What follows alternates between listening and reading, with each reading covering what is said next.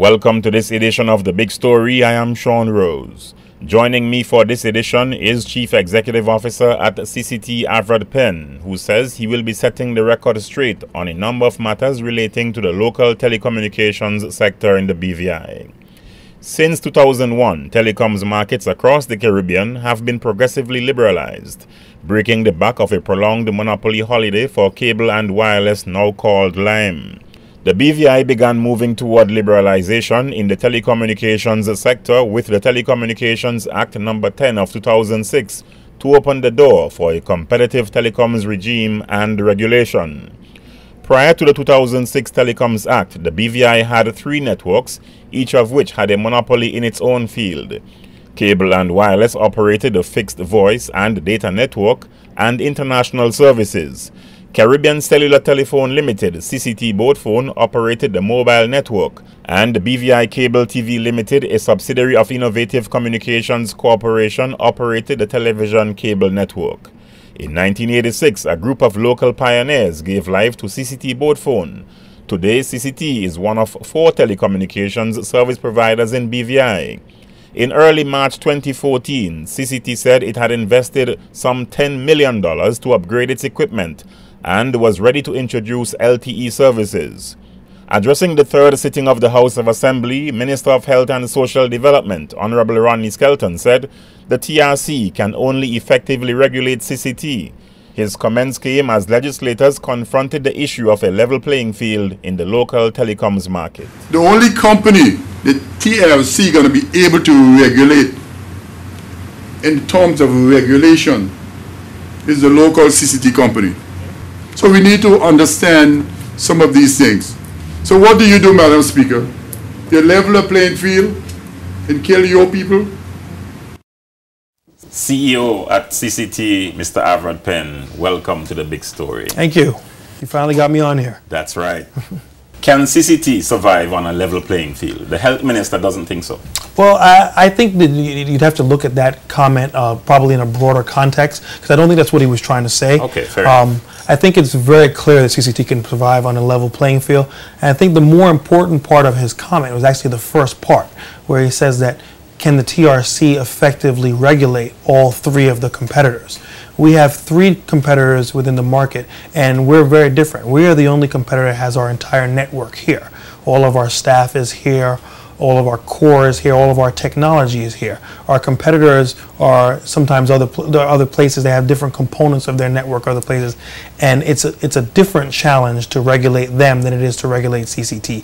And what's paramount importance, obviously, to the local provider is that we have fair regulation, and that we don't have a regulatory disparity where the regulator is coming down on CCT because of access to CCT, and they don't have that same access to our competitors. And we also don't want to be in a situation where our competitors are multi-billion-dollar companies. We don't want to be in a situation where the regulator of the government is in any way intimidated or apprehensive to regulate them because of their size, as opposed to regulating CCT. And we do think there are some problems there. In April 2013, Sage Investment Holdings and related companies announced that CCT was now 100% locally owned. They acquired the 50% shares owned by BVCT Partners LP. Correct. Who are these local owners? Well, the ownership hasn't really changed in the sense that the local ownership hasn't changed. What it has done is it's expanded. Okay. So it's the same group of people that have expanded from being 50% to 100%. And we're very proud of the cross-section of our community that our shareholders represent. You know, I've looked at our shareholder list personally and looked literally on it name by name. There's over almost 1,500 people on this list, and it's a wide cross-section of our community, from people who are wealthy entrepreneurs within our community to people of more meager wealth who want to have a say and want to have a participation in this important industry within the BVI. I once had a shareholder meeting where we had brought all the shareholders in. We had over 300 shareholders in the room, and one of the shareholders got up and said something that always stuck with me as CEO. He said, the $1,000 I put in, he said, I put in $1,000. And he said, my $1,000 is my $1 million, because it's $1 million to him.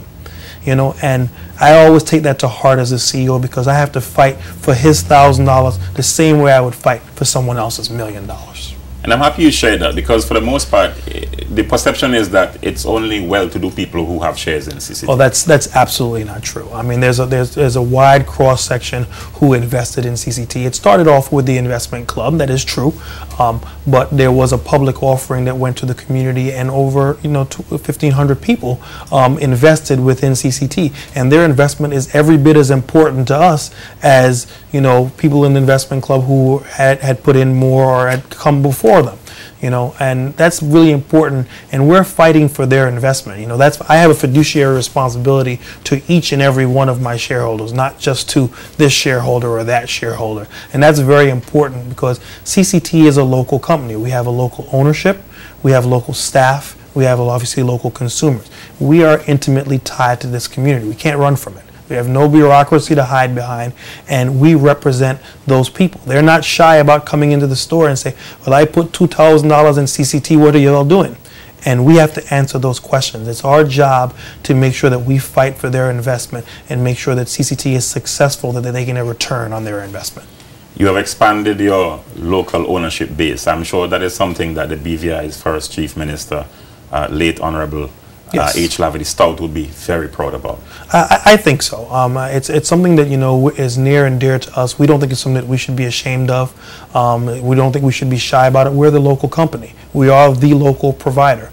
And it's not to say in the BVI we certainly respect foreign direct investment. We encourage investors to come in to build industries where we don't have the expertise or we don't have the capital to do it. But we've grown as a country where we have a local provider who can do every single thing that these multinational carriers can do. There's nothing proprietary or special about the technology that they have that we can't go and purchase.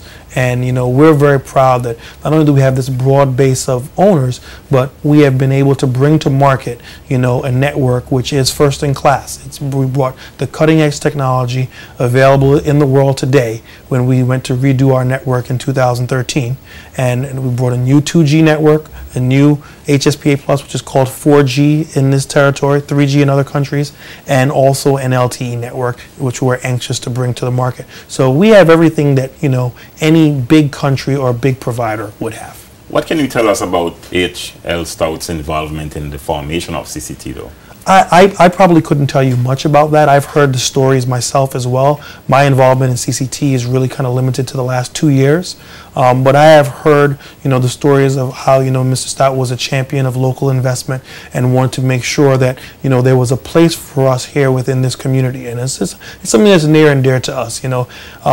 When the minister said in the comments in the House, it got a lot of play, but really this is not a controversial thing. In almost every country in the world, there are preferences and there are opportunities preserved for the local investor base, for the local population. It's no different than what we have in the labor code, where we have work permits. If you can find someone who is just as qualified, who's a BVI lander, belonger, exemption holder, that they should get some preference. It's no different than when you go to sell a piece of land. If there is a local person who can pay just as much as a person outside, then you shouldn't alienate the land. It's even no different. Even the very TRC has some of these rules embedded in their policy. The TRC has a policy where if you go to apply for a broadcast license to do a radio station within the BVI, you have to be a BVI lander or be a BVI company. There is some logic, obviously, to extending this to making sure that there are opportunities within all industries, especially as we grow as a people, we grow as a community, we grow in our acumen, in our expertise. I'm a young person. I still think I'm pretty young. And went away to school for a long time, my law degree, my business degree, etc. And there's opportunities here within the BVI. I would like to be able to go after those. And I have put together a staff of like-minded individuals where, we can be a real player within this industry. And we don't think there's any problem with trying to make sure that we preserve some opportunity for the local population. Is CCT fighting for its survival? I don't like the term fighting for its survival. CCT is competing. CCT was a monopoly provider. We went through a transition to try to become a competitive provider. That's a tough transition. In any industry you look at the world, all the studies will show that where you had a monopoly and that monopoly goes away, the monopoly provider, regardless of what they were providing, has some struggles after liberalization. You have to change your mindset. You have to change sometimes your staff. You have to change your strategies and so on and moving forward. But I can sit here today and tell you that we've gone through that process and we're coming out the other side now. Now we're at a point where we are starting to grow again. You know, we are seeing over the last couple months where our revenue is up. Our customer base is growing. So we're not a company that's fighting for survive as if we're dying. We're a company that's competing for market share. This is the big story, and I have Mr. Alfred Penn, CEO at CCT, and he's helping us set the record straight as it relates to telecommunications in the Virgin Islands. We'll be right back.